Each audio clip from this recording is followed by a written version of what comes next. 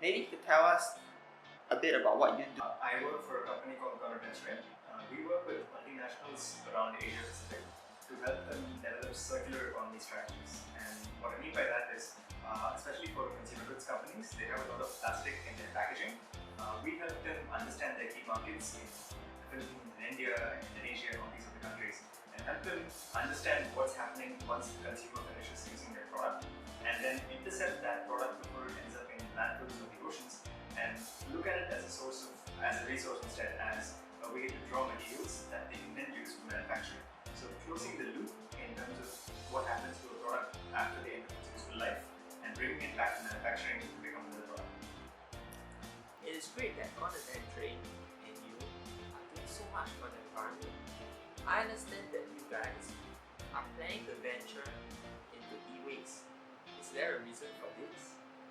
Amongst all the types of waste, e-waste is particularly problematic, and this is for a number of reasons. So if you have something like a plastic bottle, a bottle of water, it's made of one, maybe two types of plastic on the cap and the label. It's pretty easy to separate and pretty easy to recycle. So in most countries around the world, you have a pretty thriving recycling ecosystem for these types of plastic. But when you come to e-waste, because of the size of the devices and because of how that tiny microchip contains so many different elements and assembled together in such intricate combinations, it's not as straightforward as removing the cap from your bottle or separating it by melting it or by fluorescing, etc.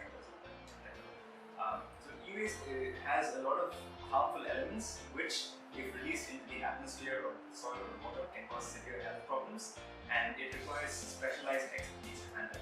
So unlike normal plastic or paper, which you can be sure that anybody who picks it up is it's easy enough for them to get it to a place where it can be recycled. For e-waste, we need very high investment, very good technology, and very strong infrastructure to be able to recycle it responsibly. So e-waste is A, very risky, and B, very necessary that people come on board to start recycling things. It seems there are many challenges to solving the e-waste problem. So what exactly is the current situation of e-waste in Singapore? Singapore every year generates anywhere between 60,000 to 100,000 tons of e-waste. No one has a very direct estimate, but this is the best range of guesses. The vast majority of it is not recycled. The most popular things are initiatives like StarHub's Renew program, which they're doing with partnership with DHL and the Recycler, where you can take your e-waste to these recycling bins and drop it into these bins, which will then be collected by a transportation provider and taken to a recycling center where it's handled off responsibly. But amongst all of us, me and all our friends, most of our waste doesn't end up here. If it's something small like a mouse or a keyboard, we might just chuck it in with the rest of our trash. And this is very problematic because what then happens is it's highly likely that is going to end up in an incinerator and burnt. While it's not as problematic as some other countries where you don't have as efficient waste infrastructure and collection system, where somebody might actually be at the landfill digging out the various scraps of e-waste by hand to recycle informally in a dangerous manner. At least in Singapore, it's incinerated, which is a good thing. But on the flip side, it's bad because it's a very valuable resource. You have gold, you have many heavy metals, you have plastics, you have glass. All of these things have value in the market. And if you can recycle it responsibly, A, it makes financial sense, and B, it makes environmental sense, as opposed to mining for more gold and making more plastic. You can use these existing resources to manufacture them. If it makes financial and environmental sense to recycle electronic waste, I presume that our electronic waste recycling rates are very high. Is that true? In Singapore, the recycling rates for e-waste are not as high as they can be. While yes, we definitely have those Singaporeans who are passionate and talk about waste and aware about waste, and then go about talk to their friends and family about the importance of recycling. At least in personal experience, I don't think the vast majority of us are there yet. We still need a lot more awareness, a lot more push to get to that place where we can then start recycling our waste. For the people that are currently not recycling electronic waste, what are some of the reasons that you think are holding them back? I think there are a few reasons why it's hard to recycle e-waste here. One is awareness. Frankly, a lot of people don't realize that e-waste should be recycled. Their knowledge of recycling itself is at the bare minimum. Second is a lack of convenience. Sure, you can take it to a startup recycling bin, but that involves you planning for that trip, taking all your recycling e-waste, making that trip, and dropping it off there. It's too many steps involved, and we are all obsessed with convenience. We want things tap the button. So it's very hard to convince people to put that extra effort to responsibly manage their waste, especially when it's not going to cost them any more to chuck it into any trash bin that they see. And the third thing is lack of incentives. So going back to the end of the last point, people don't have any direct value to be gained by doing the right responsible thing. Sure, you can have, you feel good, you have a moral victory, but there's no direct financial or in-kind incentive to people. So I think these are the three main reasons why people don't recycle waste in an amazing world. So you mentioned that the reasons why people are not recycling electronic waste is because of the lack of awareness, the lack of convenience, as well as the lack of incentives. Has any other countries successfully addressed these problems?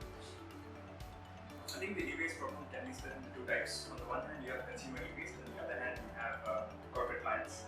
So if I'm a large company selling, let's say, lots of monitors or printers to a large company, a large office building, it's much easier for me to get that whole office building to not throw their whole e-waste into the trash bin and instead to responsibly recycle instead. And to this extent, you can see many countries, including Singapore, have programs where if you're a corporate client of a technology company, then more often than not, you'll be able to give your old technology back to that same company, which can then handle it in a responsible manner.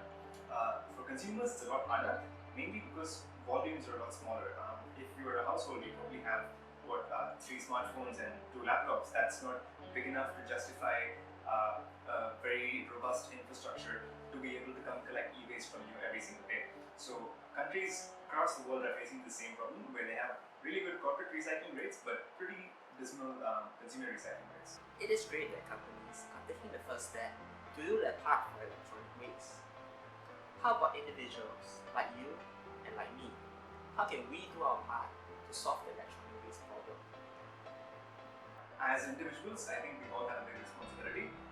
The easiest thing is to stop throwing our e-waste with mixed regular trash and instead take it to responsible recyclers. If you're living in Singapore, that one example of that would be Startups Renew System. And I'm pretty sure some of the other technology companies have take-back programs where if you log on to the website of the manufacturer and give them your address, you will be able to mail your used product to them free of charge, and they will then handle it responsibly.